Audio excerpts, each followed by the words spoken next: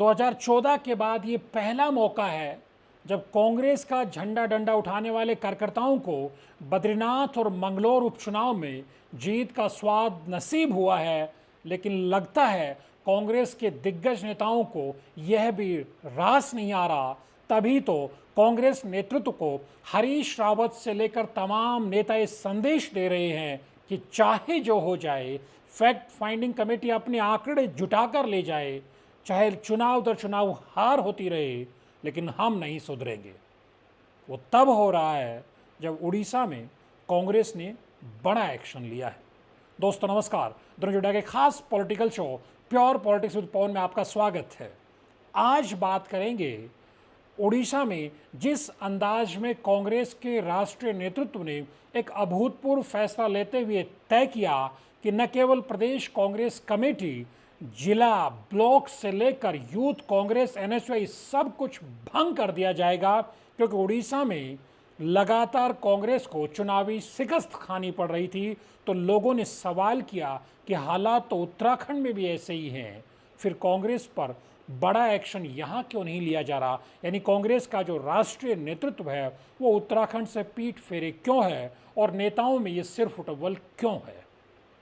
अब कल्पना करिए, जिस दिन PL Punia fact finding committee के मेंबर के नाते देहरादून में बैठकर 8-8, 10-10 घंटे लगातार पार्टी के नेताओं पदाधिकारियों से मंथन कर रहे थे, और जिस दिन वो ये पता लगाने की कोशिश कर रहे थे कि हरिद्वार में त्रिवेंद्र सिंह रावत के हाथों हरीश रावत के बेटे वीरेंद्र रावत की चुनावी हार क्यों हो गई, उस दिन हरीश रावत त्रिवेंद्र सिंह रावत के आवास पर आम पार्टी में आम खा रहे थे।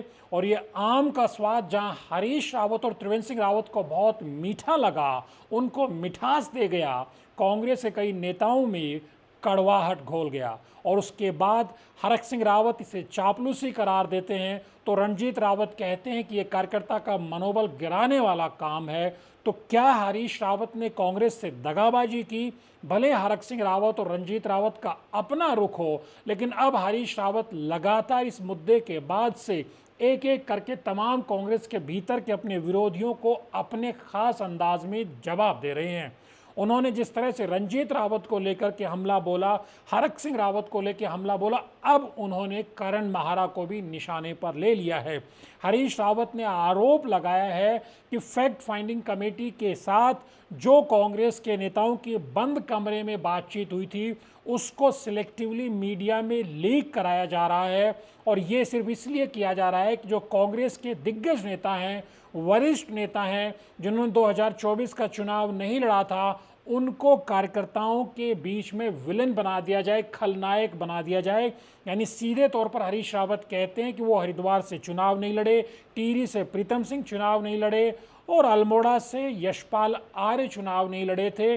और लगातार करण माहरा मीडिया में भी बयान देते रहे हैं कि अगर ये दिग्गज नेता रणछोड़ दास नहीं बनते और ये चुनाव लड़ते तो नतीजे दूसरे होते, कांग्रेस 4 सीटें तक जीत सकती थी। उनका कहना है कि तीनों नेता लड़ते तो तीनों जीतते, और इसका असर गढ़वाल में भी होता, गणेश गोदियाल भी जीतते, यानी करीब करीब 4 सीटें कांग्रेस जीतती। जबकि इस वक्त कांग्रेस के खाते में 0 है, लगातार तीसरी बार हार की हैट्रिक बनी है।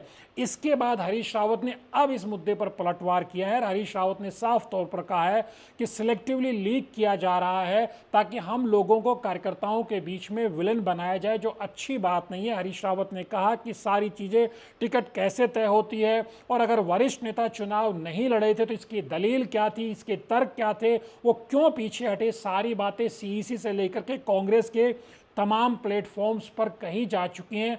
अब उन्हें सिलेक्टिवली लीक क्यों किया जा रहा है? अगर सिलेक्टिवली लीक किया जा रहा है तो क्या वरिष्ठ नेताओं को भी सिलेक्टिवली लीक करना चाहिए, उनको भी मोर्चा खोलना चाहिए?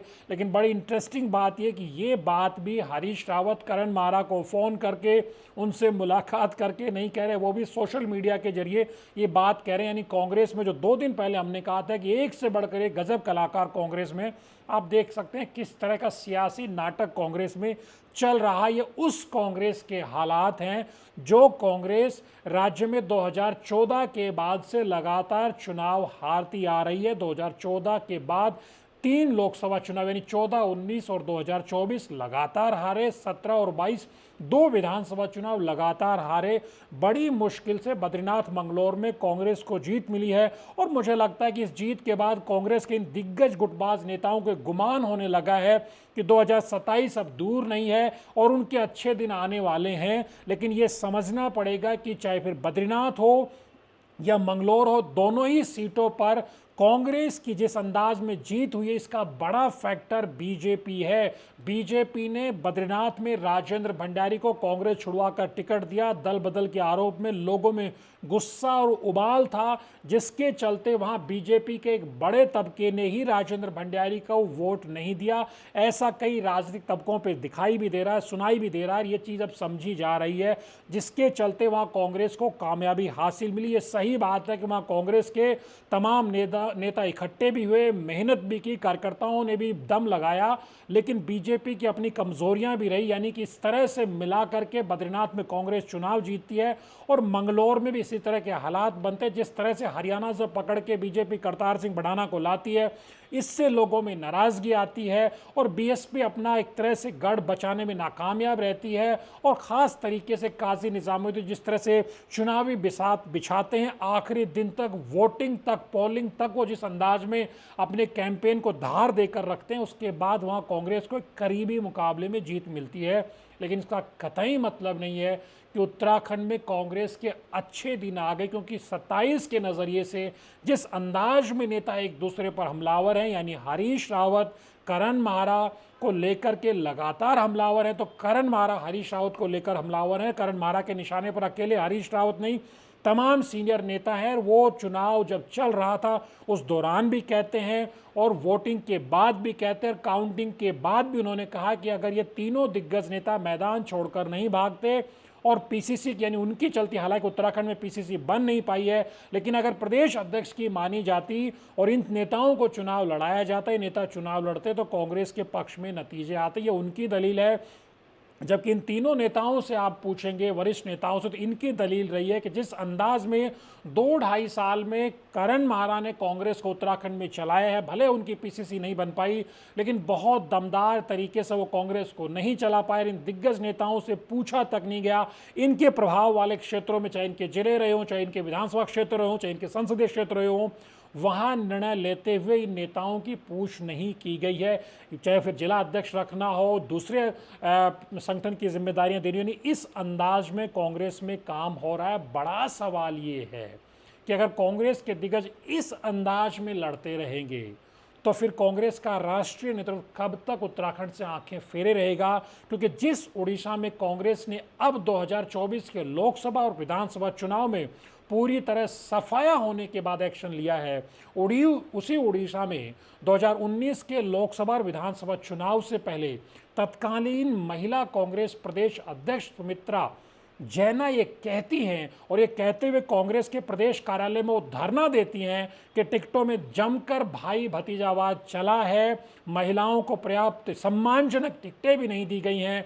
और वो आरोप लगाती हैं तत्कालीन प्रदेश अध्यक्ष पर, निरंजन पटनायक पर, कि उनको 2013 में प्रदेश कांग्रेस अध्यक्ष पद से हटाया गया था, जिसका अब वो शकुनी बनकर बदला ले रहे हैं। और जिस अंदाज में महाभारत में शकुनी ने कौरव और पांडवों के बीच युद्ध करा करके द्रौपदी के आंसुओं के बाद जिस अंदाज में कौरवों का विनाश हो जाता है, उसी अंदाज में निरंजन पटनायक उड़ीसा में कांग्रेस का विनाश करा करके रहेंगे।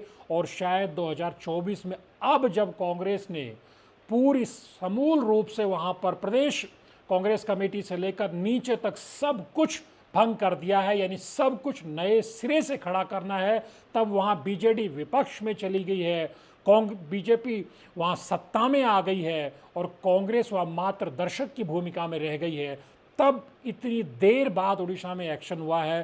कुछ राजनीतिक जानकार मानते कि वैसे ही हालात उत्तराखंड में बनेंगे, इसका इंतजार कांग्रेस का राष्ट्रीय नेतृत्व कर रहा है। धनुष जोड़ा के वीडियोज़ को लाइक कीजिए, शेयर कीजिए, चैनल को सब्सक्राइब करना मत भूलिए। नमस्कार।